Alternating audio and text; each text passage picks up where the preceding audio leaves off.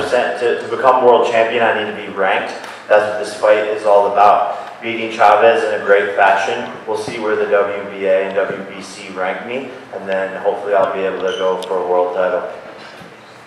How do you manage to control yourself with all the comments outside boxing that about the thing that you are doing, your effort, your work, everything? Yeah, I don't really look at the comments or people's opinions much. I'm more so focused on the positive things and all the love from the fan base and meeting and seeing my fans in person. But no matter what you do in life, no matter who you are, not just me, it seems that successful people will always have those people trying to rip them down and haters. I even, Floyd and I have our beefs, but they still criticize his career with all of these different rhetorics of who he didn't fight and all of these things, and it's wild. He's one of the best ever. So I think no matter what you do in the sport of boxing, there's going to be tons of critics. One more, Erica. Yeah. My last question, it's about you are doing your path, but at the same time, you are opening a new path for female boxers. Why did you decide to do it at the same time? Yeah, look, meeting Amanda Serrano and hearing her story and how she didn't get the pay, the spotlight, all the things that she deserved, it touched my heart, and I knew that I could do something to help her, and I knew that fighters were getting underpaid, men and women, and taken advantage of by promoters who are sharks in the business. It's a classic thing in the sport of boxing, and I knew that we could make a difference, and Nikisa is the best teammate I've ever had in my career, and we sat down together and we're like, we can help other people. And really, once we started doing it, we realized how much it was working, and since then it's just been this snowball effect, and it's only been about 3.5 years, and we've already taken over, and somehow it's only going to get bigger from here. But what you said is critical, right? Doing it at the same time. No athlete, forget about boxing, in any sport has ever put on his peers, male, and in his instance, female, ever. And he started at 25 and now he's at 28, right? And I couldn't be more proud of this young man that he's putting that on his shoulders at this age and still going out there and fighting. Canelo has never done that, right? Probably will never do it. Never, ever do it. So you have to respect what this young man has accomplished.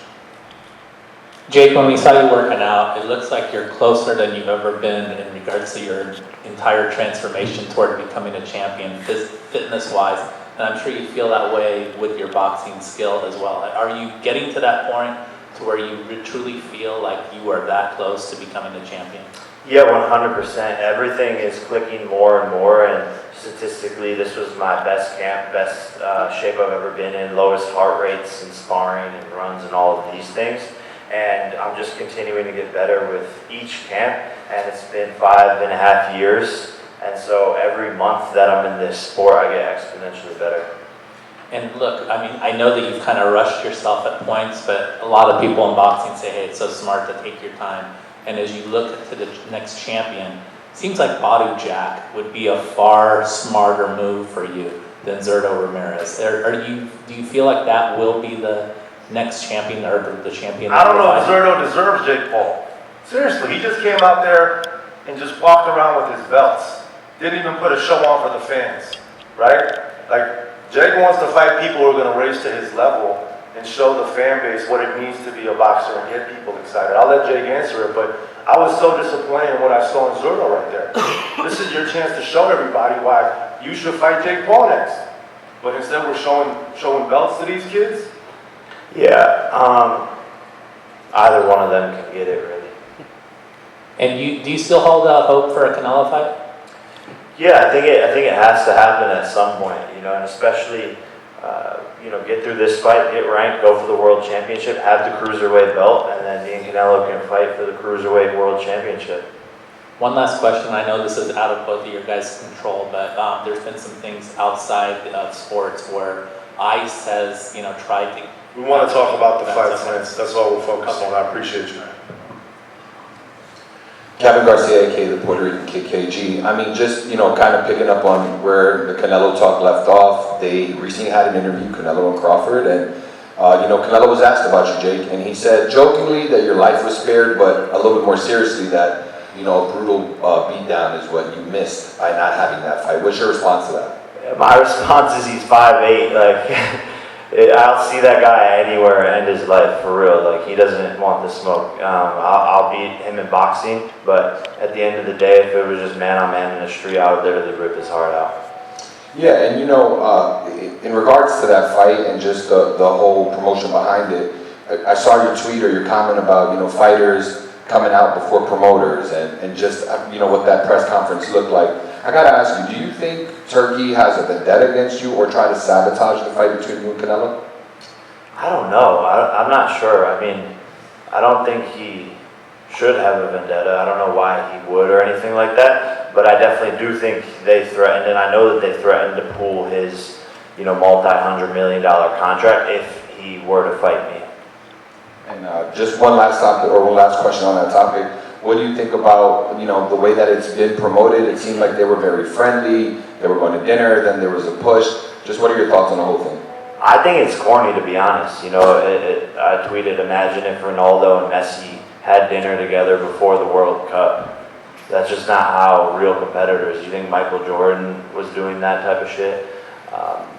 So I think it's corny, and I would never engage in any of those activities. Jake, just down here, pro boxing fans. Looking back on the Mike Tyson fight, the event itself and the fight, what did you learn from yourself as a boxer facing Mike? Yeah, I think the biggest thing was staying calm in a big moment, knowing how massive the fight was, and not letting the nerves get the best of me and just rising to the occasion. And Mike, you know, taught me some things in the ring. He was hard to hit, that head movement off the center, and he had a lot of power, which is why I had to be careful in there. So I just fought a smart fight. You have former world champion on Saturday night. You've got former world champions calling you out. Carl Froch says he'd come out of retirement to fight you. Carl Froch, former We unified, don't want to spend time almost on Carl middleweight Froch. champion. No Carl Froch, thank you. Two questions for you guys, Marcos Villegas, Fight TV. One for Jake. Jake, knowing Junior's story and knowing like what he had to go through and the addiction problems and all that, is there, outside of this, I'm just curious, like, is there a part of you as Jake Paul, the person, that kind of empathizes with him and feels sorry for him for like what he's been through in his life? Yeah, look, I mean, that's tough for anyone. I wouldn't wish that upon anybody, you know, and obviously I say things to promote fights and make it all fancy and entertaining, but at the end of the day, I know a lot of people, and I have friends that have dealt with things like that, and I don't wish that upon anybody.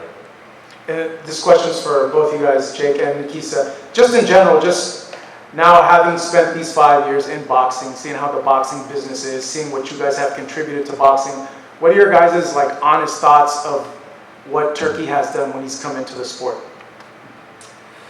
Yeah, look, I think it's been a lot of good, and I think there's a lot of bad as well. But I mean, that's with anything. Nothing can be perfect. And I respect him for making big fights happen. But I do think that the money he infused into the sport has definitely been harmful and caused a lot of, you know, trickle effect down and fighters expecting big paydays when they maybe don't deserve it. So, yeah, I wish there was more fights in the United States because I don't think people really watch the overseas fights. But other than that, I want boxing to be as big as possible, and I want boxing to, you know, inspire the next generation. So anyone who can add to that in a positive way, I'll tip my hat to. And for us, it's, look, we have an ethos of being fighter first, right? So if anyone comes in and truly, genuinely puts the fighters first, we're always going to be supportive of that. And you have to make your own conclusion if that's what they are. Okay, just down here, back in California again after all these years. What are the emotions like coming back to a place where you made your name, probably had some of your best days, maybe some of your worst days too? Does it feel, you know, are there any emotions coming back here? No, honestly, the vibe has just been amazing. It's been an amazing fight week, good energy all the way through, and I just feel like a completely different person coming back here. So it's almost like none of that bad or good stuff ever happened. I feel like I'm just a completely different person than who I was even 6-7 years ago. You moved away from LA to Puerto Rico to focus on your boxing career. If you hadn't moved to Puerto Rico, how do you think your boxing career would have looked like if you remained in California?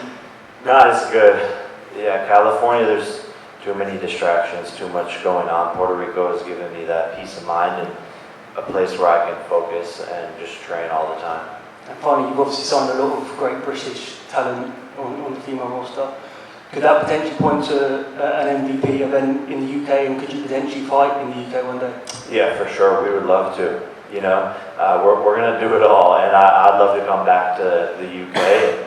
And maybe for Anthony Joshua, maybe Madison Square Garden. Who knows? But I'd love to fight in the UK, and we'll definitely do an event there.